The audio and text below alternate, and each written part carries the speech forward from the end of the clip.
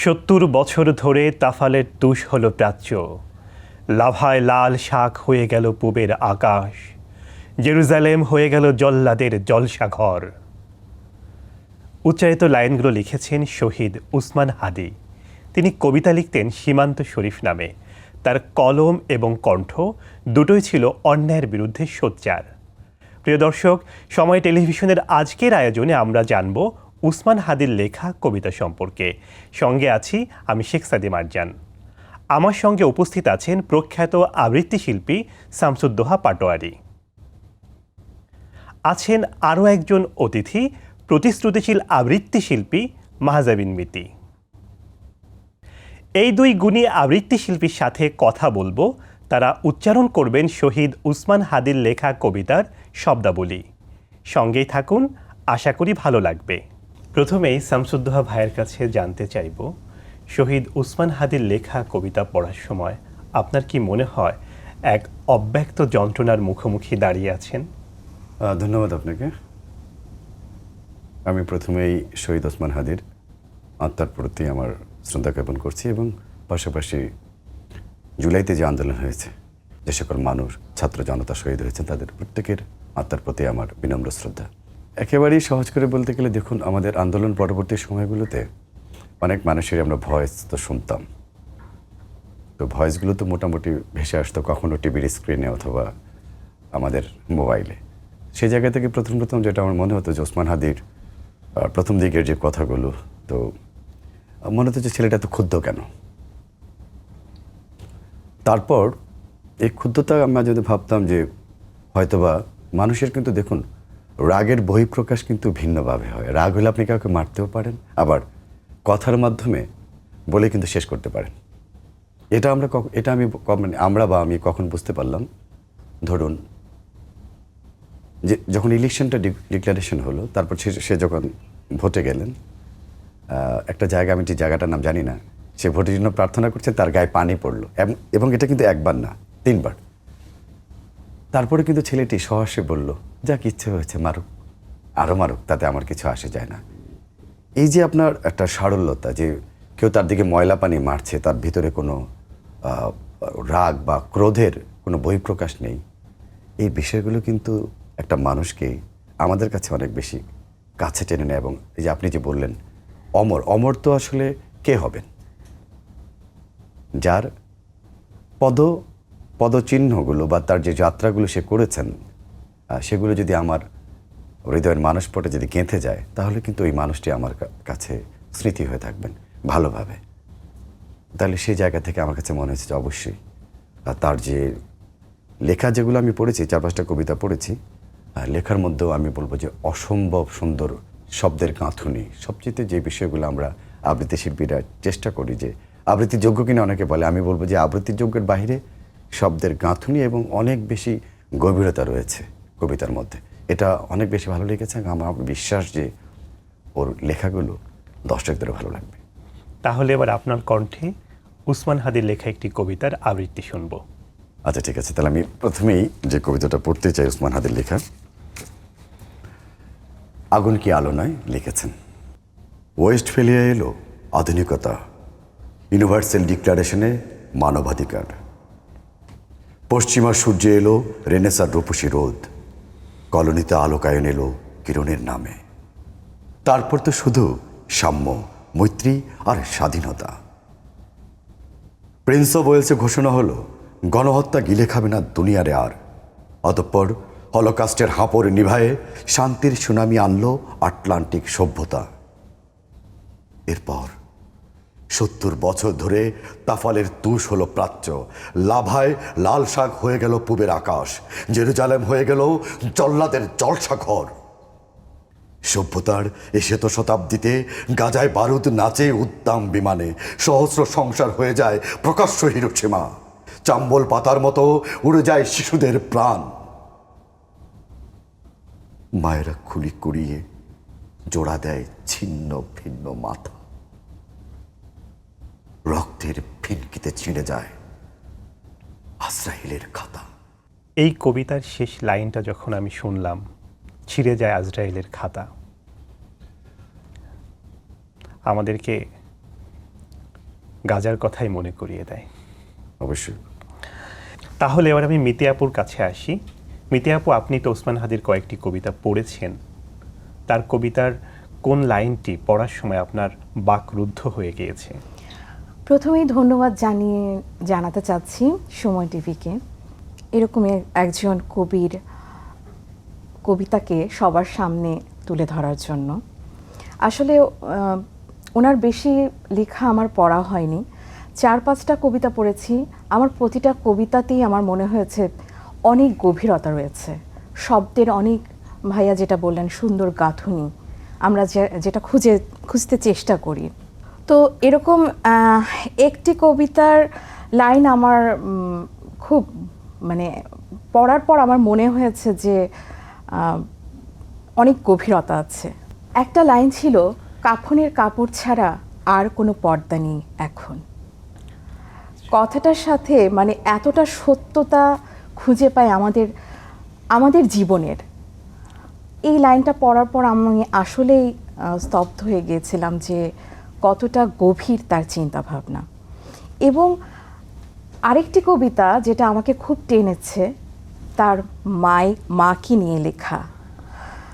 সেই কবিতার ভাষাগুলো আমার কাছে চমৎকার মনে হয়েছে। তাহলে এবার আমরা মিতি আপুর কণ্ঠে মাকে নিয়ে লেখা সেই কবিতাটি শুনব। পাঠ করছি মায়ে মরণের ছবি আঁকে। কবরটা হবে কোনখানে? কে পড়াবে জানাজা আমার? আমরে পাইলে মা এই কথাই বলে, বাড়ির মসজিদটা কি আর আবাদ হবে না? বেশি মানুষ এক করিস না, তয় খোদে যার মায়েরে খবর দিস। তোর বাপ যখন বাড়িতে আইতো না, কত রাত যে সে আমারে পাহারা দিছে।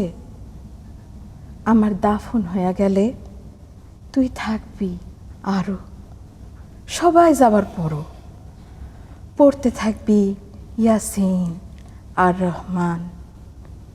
হাত তুলে আল্লাহরে কবি, মায়ের প্রশ্ন সহজ করো হে খোদা দয়াবান, মায়ের প্রশ্ন সহজ করো।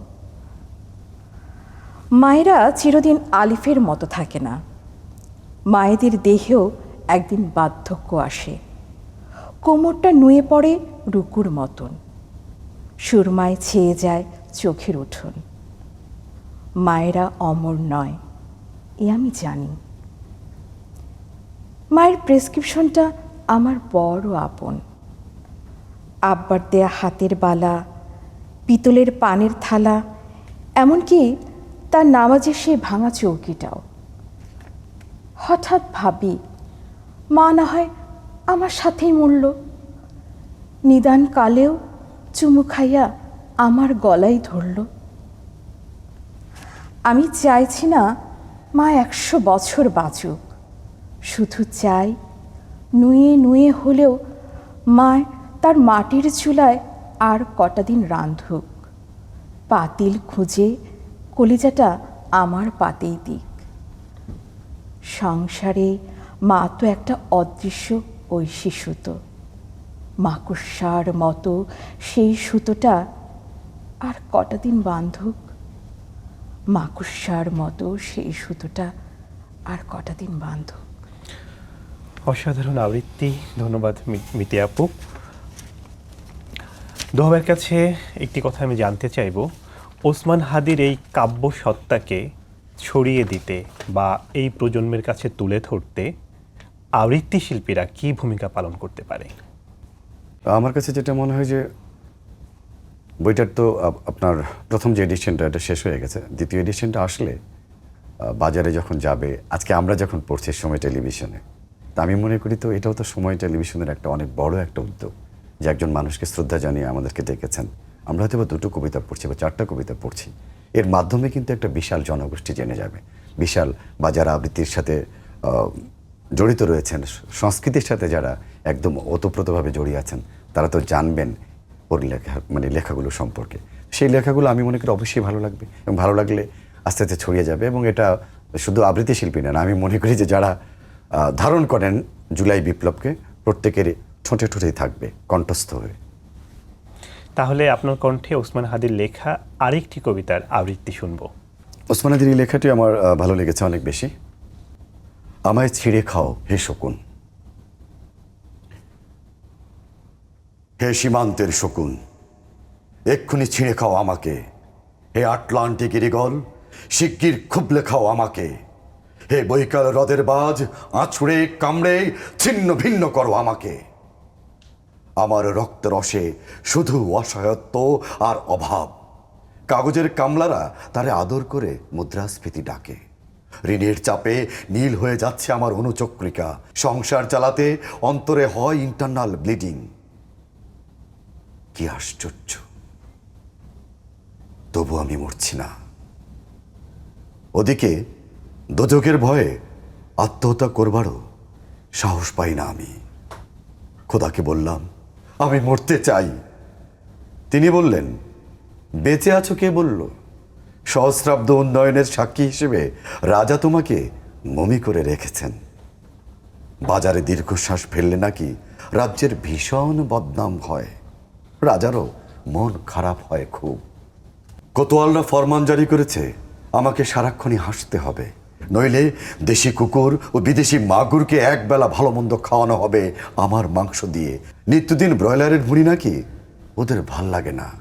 অথবা আমাকে ভাগ দিয়ে বেচা হবে। মানুষের তো মানুষ খাওয়ার স্বাদ হতে পারে, তাই না? ভাগ্যিস তা বিদেশি সুপার শপে বিক্রি হবে না। দেশি মানুষেরই তো হক বেশি আমাকে খাওয়ার। এ দোজকি যখন নিয়তি, তখন আমি উদাম হয়ে ডাকছি দুনিয়ার শ্রেষ্ঠ মাংসাশী বিহকদের।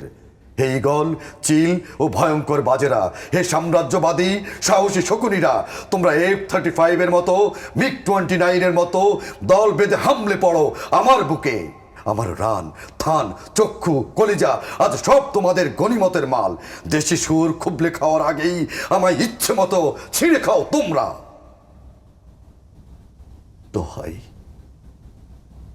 দোহাই, শুধু মস্তিষ্কটা খেও না আমার, তাহলে শীঘ্রই দাস হয়ে যাবে তোমরাও। কবিতাটির প্রতিটি শব্দে যেন বিপ্লবের ঘ্রাণ মিশে আছে এবং দোহাবের কণ্ঠে সেই বিপ্লবী ফুটে উঠেছে। আমরা আবারও মিতি আপুর কাছে আসছি। মিতি আপু, আপনার কণ্ঠে আমরা শুনবো ওসমান হাদির লেখা আরেকটি কবিতা। পড়ছি বিয়ারের সন্ধ্যা। তুমি বললে বন্যার মতো অবজ্ঞা পেলাম, তাও কেমন করে পড়ে থাকি পায়, কি নির্লজ্জের মতো। তবুও পাই না কখনো এক রত্তি সাড়া। আমি গুম হয়ে যাব যেদিন, ফ্যাসিবাদের আষাঢ়ে ভেসে উঠবে লাশ, আমার উদ্যত মুখ পড়ে রবে তোমার পায়। ভাবো, ভালোবাসা ভেসে আছে বস্ত্রহীন শেকলবিহীন। বেয়ারির সেই সন্ধ্যায় নিয় শোধ ইচ্ছে মতন। তোমারই সাদা ওড়নায় করিও দাফন ছেঁড়া ঘাসে। কাফন ছাড়া আমাদের আর কোনো পর্দা নেই এখন। কাফন ছাড়া আমাদের আর কোনো পর্দা নেই এখন। না পাপ, না উপেক্ষা। তোমার ভাঁজ ভাঙা ন্যাপথলিন ঘ্রাণে ফিরিয়ে দেব সেদিন সব অবজ্ঞার সাড়া। তার আগেই কেন মরে যেতে চাও প্রিয়? তোমার কিসের এত তাড়া? তার আগেই কেন মরে যেতে চাও প্রিয়? তোমার কিসের এত তাড়া? ওসমান হাদির কবিতায় মৃত্যুর কথা বারবার এসেছে এবং বিপ্লবও ফুটে উঠেছে। এবার আমরা দোহাবাইয়ের কণ্ঠে শুনব ওসমান হাদিকে নিয়ে লেখা একটি কবিতা। যেহেতু বিপ্লবের কথা বললেন, দেখুন মৃত্যুর কথা বলেছেন, বিপ্লবের কথা বলেছেন। ছোট্ট করে বলি যে ও কিন্তু, জানি না মানুষ জেনে যায় কিনা তার মৃত্যুর বিষয়টা, ও কিন্তু বলেছিল যে আমি মরে গেলে আমার সন্তানের দিকে খেয়ালটা রাখবেন। আমি একজন বাবা, আমি মনে করি যে একজন বাবা হিসেবে এটা খুবই স্পর্শকাতর এবং হৃদয়ের ভেতরে রক্তক্ষরণ হবার মতো একটি কথা। এবার যেটা পড়ছি যে তাকে নিজে লিখেছেন কবিতাটি, হুসাইন আলমগীরের লেখা লাল চোখ। প্রিয় গুলবাহার, ফুলকে কখনো কাঁদতে দেখেছ? প্রিয় পুত্রকে হারিয়ে মা যেভাবে কাঁদে, হ্যাঁ আমি দেখেছি। নদীর গহীনে নদী, সমুদ্রের অতলে সমুদ্র ভেঙে চুরে খান খান। নক্ষত্রের চোখে নীল জল শ্রবণের উল্লাস দেখেছি আমি। হেমলক পান করে আকাশকে নীল হয়ে যেতে দেখেছি নির্বাক। আমি আকাশকে ক্রমাগত নত হতে হতে মাটি স্পর্শ করতে দেখেছি সিজদায় অবনত মানুষের মতো। গুলবাহার পাহাড় ভেঙে পড়তে দেখেছ? গুড়া গুড়া হয়ে মিশে যেতে। উত্তাল নদী ও সমুদ্রকে শীতল পাটির মতো শুয়ে পড়তে দেখেছি আমি। পাখিদের ঝাঁক ডানা গুটিয়ে নিয়ে পাথর হয়ে ভেসেছিল নিথর বাতাসে। আজন্ম প্রবাহে অভ্যস্ত বাতাস কি ভীষণ কষ্টে চলাচল ভুলে গিয়ে জমাট বরফ জড়ো হয়েছিল আমার ফুসফুসে। আমি নিঃশ্বাস নিতেও ভুলে গেছি। রোদের নিঃশ্বাসে দলা দলা মেঘ বাষ্প হয়ে মিশে গেছে চোখের কোণায়। আমি কাঁদতে পারিনি। প্রিয় গুলবাহার, আমি এভাবে বাংলাদেশকে স্তব্ধ হয়ে যেতে দেখিনি কখনো। আমি দেখলাম বেগুনি আকাশ সমুদ্রের নীল জল একাকার হয়ে গেল। আমি দেখলাম ফুল, পাখি ও প্রকৃতি প্রচণ্ড লজ্জায় নত হয়েছিল। আমি দেখলাম পাখির ঝাঁকের মতো কোটি কোটি মানুষ ঢাকার পথে হেঁটে গেল। আমি দেখলাম কঠিন প্রাণ সৈনিক জ্বলন্ত মোমের মতো গলে গেল। আমি দেখলাম সংসদ ভবনের সবুজ আঙ্গিনা ক্রমাগত সাদা হয়ে গেল। মাছির চোখের মতো কোটি কোটি চোখ ক্রমাগত লাল হয়ে গেল। চিবুক গড়িয়ে বুকের গহীন থেকে কষ্টগুলো চিৎকার করতে করতে বাতাসকে ভারী করে তুলল।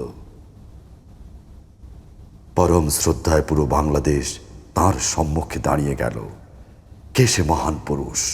কে সে মহান পুরুষ যার মহত্বের কাছে বিনীত হলো সমগ্র বাংলাদেশ, এমনকি আমিও। অসাধারণ কবিতা এবং অসাধারণ আবৃত্তি। আপনাদের দুজনকে অসংখ্য ধন্যবাদ আজকে সময় টেলিভিশনের স্টুডিওতে এসে সময় দেওয়ার জন্য এবং আমাদেরকে শহীদ ওসমান হাদির কবিতার আবৃত্তি শোনানোর জন্য। ধন্যবাদ আপনাকেও, এবং পাশাপাশি আবারও বলছি শেষ করবার আগে সময় টেলিভিশনকে অনেক অনেক ধন্যবাদ এ ধরনের একটি আয়োজন করবার জন্য। প্রিয় দর্শক, এতক্ষণ কথা বললাম এবং সেই সঙ্গে আবৃত্তিও শুনলাম। আমাদের সাথে ছিলেন বাংলাদেশের দুজন আবৃত্তি শিল্পী ও আবৃত্তি সংগঠক শামসুদ্দোহা পাটোয়ারি এবং মাহজাবিন মিতি। আমরা চেষ্টা করেছি শহীদ ওসমান হাদির কলমের আর্তনাদকে কণ্ঠে নেয়ার। আশা করি আপনাদের ভালো লেগেছে। ওসমান হাদি হয়তো তার সব কথা বলে যাওয়ার সময় পাননি, কারণ তার আগেই ঘাতকের বুলেট তার তাজা প্রাণ কেড়ে নিয়েছে। যে যেখানে আছেন ভালো থাকবেন, সুস্থ থাকবেন এবং সময় টেলিভিশনের সঙ্গেই থাকবেন।